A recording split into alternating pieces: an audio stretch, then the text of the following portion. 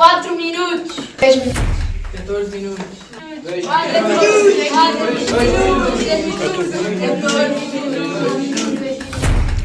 Uns minutos a ler na Radical.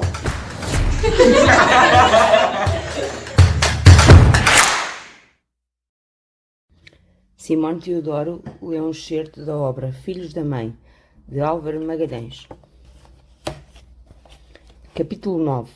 O tio Ernesto. Como havia mais tempo para conversas entre eles, também foi nas férias que fiquei a saber para onde ia o dinheiro, pelo menos a maior parte do dinheiro dos golpes. Era verdade que eles juntavam algum, mas também o davam aos pobres, como fazia o tal Robin Hood, o seu herói. Não se limitavam a admirar o tal Robin Hood, também o imitavam e eram outros como ele. Era assim. Com o nome de Robin de Luxley, um perfil falso de um industrial inglês, financiavam um lar da terceira idade, um dos poucos onde os velhinhos eram bem tratados, com atenção, respeito, até amor. Nesse lar estavam os avós da Cerejinha, pela parte da mãe. Eram ambos muito idosos e precisavam de assistência médica permanente. Além do lar, os maroscas financiavam 2 refúgios para animais abandonados. Fiquei comovido quando soube disso. Aqueles 3 não paravam de me surpreender. Cada vez mais gostava mais deles. E a história? Já vai. Depois de um inverno maravilhoso de férias, regressamos à nossa casa, o que também nos soube bem. Não há como o nosso lar, nem como a nossa almofada. Atirei-me logo à minha e acariciei-a com a cabeça, como se estivesse a pedir desculpa por ter dormido tantas noites naquelas almofadas fofinhas dos ricos.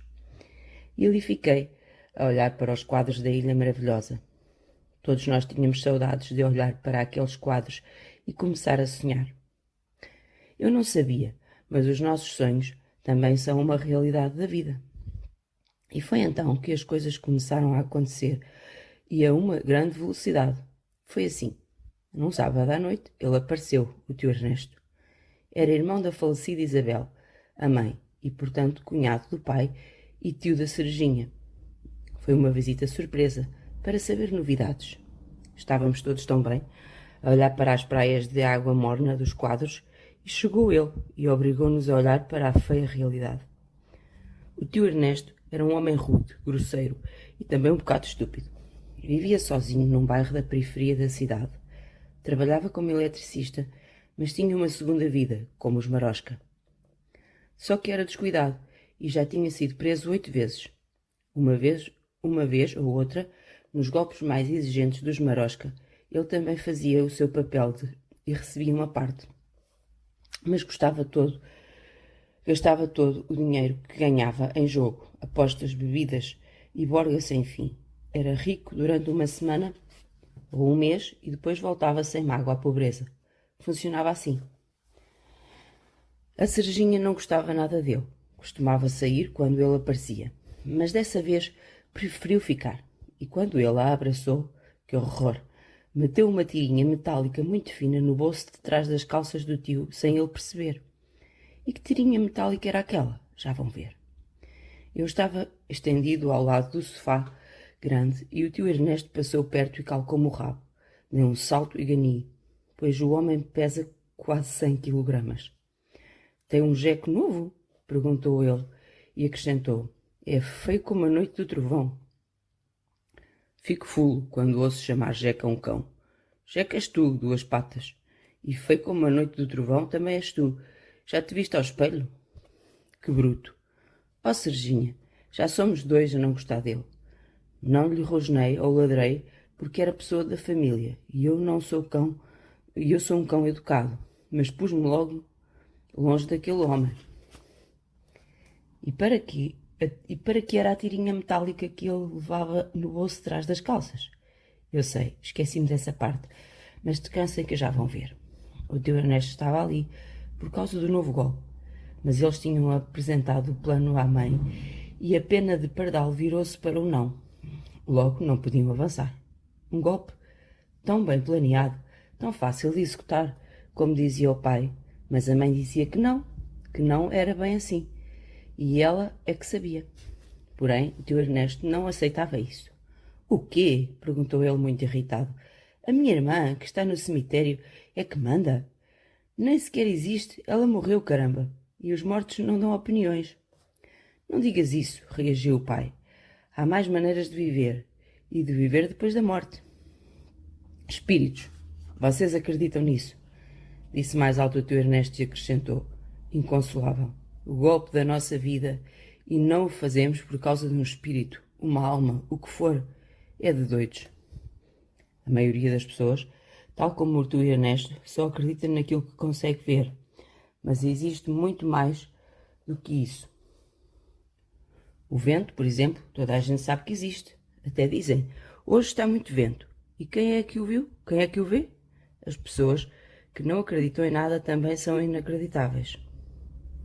O tio Ernesto deu 2 voltas por ali a resmungar e depois sentou-se numa das 4 cadeiras que estavam em volta da mesa de jantar. Mas logo se levantou agarrado ao rabo. O que foi? Espetaste-me um prego? Perguntou o pai. As cadeiras eram velhas e isso por vezes acontecia. Um choque elétrico, levei um choque elétrico. Isto é uma cadeira elétrica, disse o tio Ernesto. Estão a ver agora para que servia a tirinha metálica que a Serginha lhe enfiou no bolso? Detrás das calças? Ela a tinha comprado na internet, um site americano de partidas tecnológicas. Não foi nada barata e demorou a chegar. Era para se vingar de um brutamontes da escola que fazia bullying, mas ainda não chegara a usá-la. Assim também via-se que aquilo funcionava.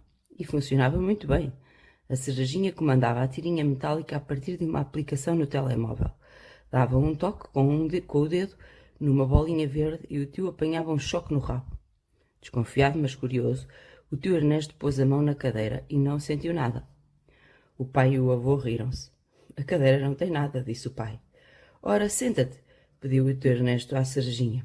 A Serginha ia sentar-se, mas o pai segurou-a e sentou-se ele. Nada aconteceu. Tudo bem, disse, a levantar-se. É uma cadeira inofensiva, coitada. A Serginha sentou-se a seguir e repetiu. Tudo bem. O tio Ernesto, curioso, voltou a sentar-se e voltou a receber um choque no rabo. Caramba, gritou ele, a levantar-se muito depressa. Isto pode dar cabo de um tipo. Incapaz de perceber, levantou a cadeira no ar e examinou-a bem por baixo, e à procura de fios elétricos ou coisa assim. E nada, aquela era uma cadeira normal como qualquer outra. Também apalpou o bolso, mas não deu pela tirinha. É ela, disse o avô. Pois é, confirmou o pai. Disseste que não acreditavas em espíritos, que ela não existia, e a tua irmã está a dizer-te o contrário, está a castigar-te por duvidares. Mas os espíritos, as almas, ou lá o que é, podem dar choques? Perguntou o tio Ernesto. Elas são energia, claro que sim. Podem dar choques. Se há coisa que podem fazer é isso, disse o pai. Pois, não digo que o tio Ernesto passou a acreditar em espíritos, mas pelo menos ficou desconfiado.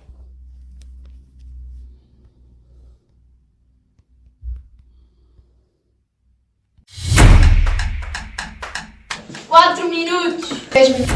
14 minutos. 2 4 minutos. 14 minutos. Uns minutos a ler na Radical.